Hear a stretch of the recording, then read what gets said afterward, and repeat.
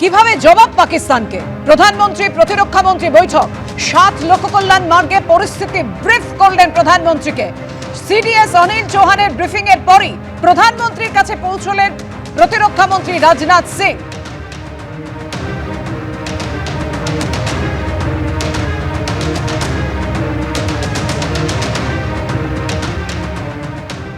পাকিস্তানকে কিভাবে পর্যুদস্ত করা যায়, কিভাবে পাকিস্তানের কোমর ভেঙে দেওয়া যায়, কিভাবে জবাব পাকিস্তানকে?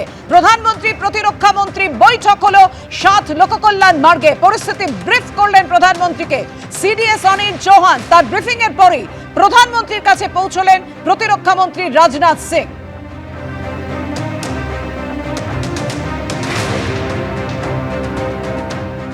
আর এর মধ্যে আপনাদের সামনে রাখবো, পাকিস্তান বলেছে হামলায় জড়িত নয়, ওদের কথা মেনে জল দিক ভারত। কাশ্মীরে গণহত্যার পরও কংগ্রেস নেতার দায়িত্ব জ্ঞানহীন মন্তব্য।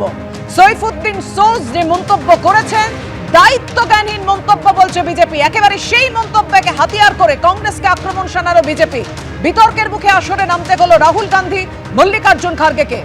পহেলগাঁও হানা নিয়ে সোজের মন্তব্যকে ব্যক্তিগত বলে দাবি করলো কংগ্রেস। সাইফুদ্দিন সোজ কি বলেছিলেন রাখবো আপনাদের সামনে। Pakistan's word should be accepted that it is not involved in Pahalgam. It can be a situation that gunmen, terrorists, they sometimes go berserk. They don't remain what you call steadfast under a particular command. So if Pakistan takes the position it is not involved in Pahalgam is a tragedy. My feeling is that let us accept Pakistan's word. সিন্ধু জল চুক্তি স্থগিতের বিরোধিতায় বিজেপির নিশানায় এবার কংগ্রেস। আজকে অনুরাগ ঠাকুর social মিডিয়ায় post করে বলেছেন, গোটা দেশ মোদী সরকারের কূটনৈতিক পদক্ষেপের পাশে, কিন্তু কংগ্রেসের মুখোশ খুলে দিয়েছেন প্রাক্তন মন্ত্রী সাইফুদ্দিন সোজ। কেন্দ্রীয় সরকারের সিদ্ধান্তে কষ্ট, নির্লজ্জভাবে পাকিস্তানকে আড়াল।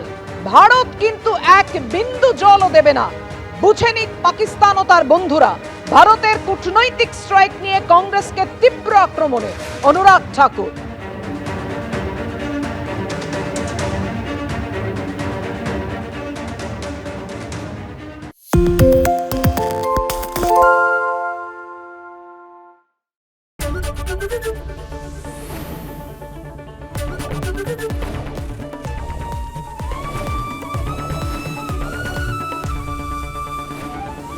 এবিপি আনন্দ, এগিয়ে থাকে, এগিয়ে রাখে।